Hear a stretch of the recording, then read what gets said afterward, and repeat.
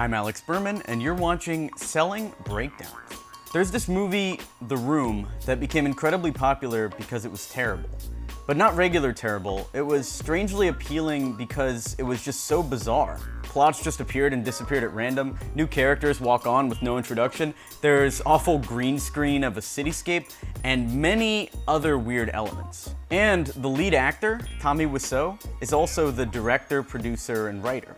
James Franco is playing Tommy in a new film called The Disaster Artist that's coming out later this year, and today we're gonna look at how this strange outsider managed to create an audience against all the odds by generating the kind of word-of-mouth buzz that marketers dream of. We'll also look at some other successful word-of-mouth campaigns and see what we can learn. It's estimated that the budget for The Room was about $6 million, and it's also believed that that was all of Tommy Wiseau's money. Although he's been incredibly cagey about his past, so it's incredibly hard to fact-check this. He also claims to be born in Louisiana, despite a bizarre Eastern European accent.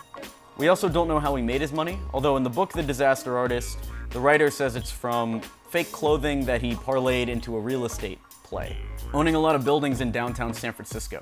How much is it? It'll be $18. Here you go. Keep the change. Hi, doggy. You're my favorite customer. Thanks a lot. Bye. Bye-bye. Since no mainstream players would help him promote the film, Tommy put up a billboard in LA with his face on it and a web address and a phone number. That led to some very low quality site, and if you called the number, it went to his personal voicemail. One billboard on Highland Avenue in Hollywood stayed up for 5 years at a cost of $300,000. And it's this long game that gave The Room time to generate a cult following.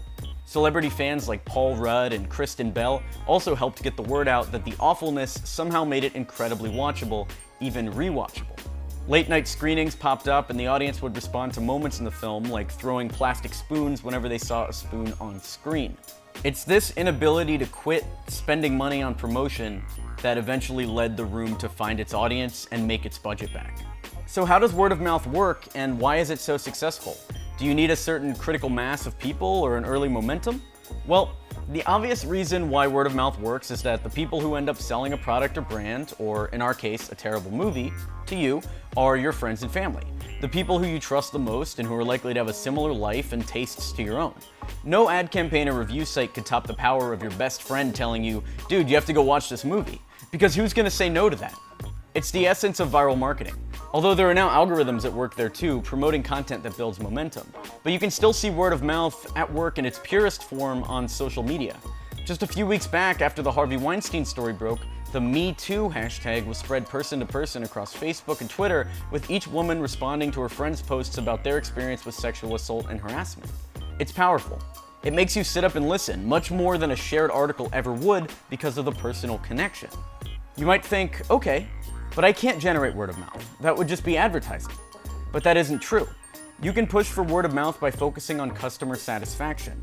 Online clothing store Zappos grew to $2 billion in revenue by sacrificing advertising spend in favor of better customer service, because you don't need the perfect product to have word of mouth recommendations. You just need happy customers. When it comes to digital, it's often the brands that promote themselves as a lifestyle product that get the best success in word of mouth.